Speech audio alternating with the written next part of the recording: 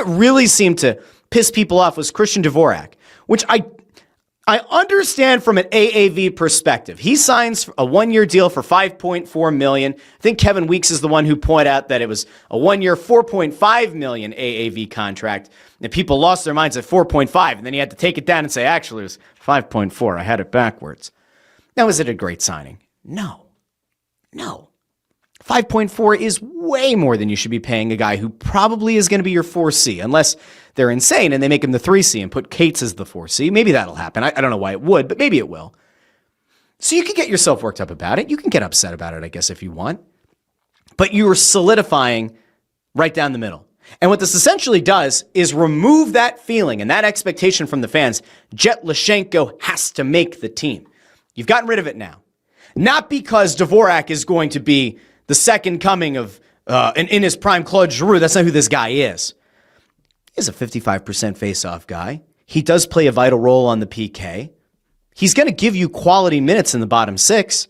It's not a bad thing. By the way, he can play left wing. So if you end up in a scenario where Jett Luchanko rocks your socks off, just blows you away in camp again and forces his way onto the opening night roster, guess what? He can play wing.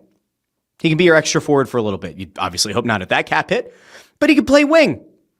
And if Luchanko struggles after 8 or 9 games like he did last year, he kind of tapered off a bit. He goes back to Guelph, and now you have Dvorak to play 4C. There are certainly worse things in the world. Now, if this had been a 2 or 3 year contract at $4 million, I'd be upset. If it were a 2-year deal at $5 million, I'd be upset.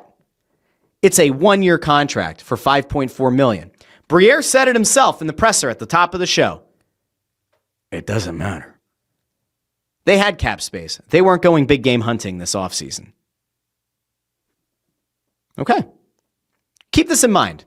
While I don't like this line of thinking, while I think the Flyers are going to end up making the playoffs or be pretty damn close, if things were to go sideways, if there were injuries, look at what Scott Laughton got you at the deadline last year.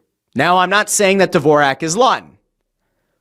But if Dvorak plays well, is a good face-off guy, can play in a bunch of situations, especially on the PK, be a valuable contributor there will be playoff-bound teams that will want to acquire him at the trade deadline. And yeah, it'll be like, what, $2.7 million left on the contract. You could probably end up picking up an asset. Now, again, I think they're going to make the playoffs. I think they're going to be a much better team. I know that I'm not blown away by Vladar and by Ersson, but I think they're going to make the playoffs. There's your little safety net. There's your smash the glass in case of emergency. If things do go sideways, you have a potentially valuable asset in Dvorak.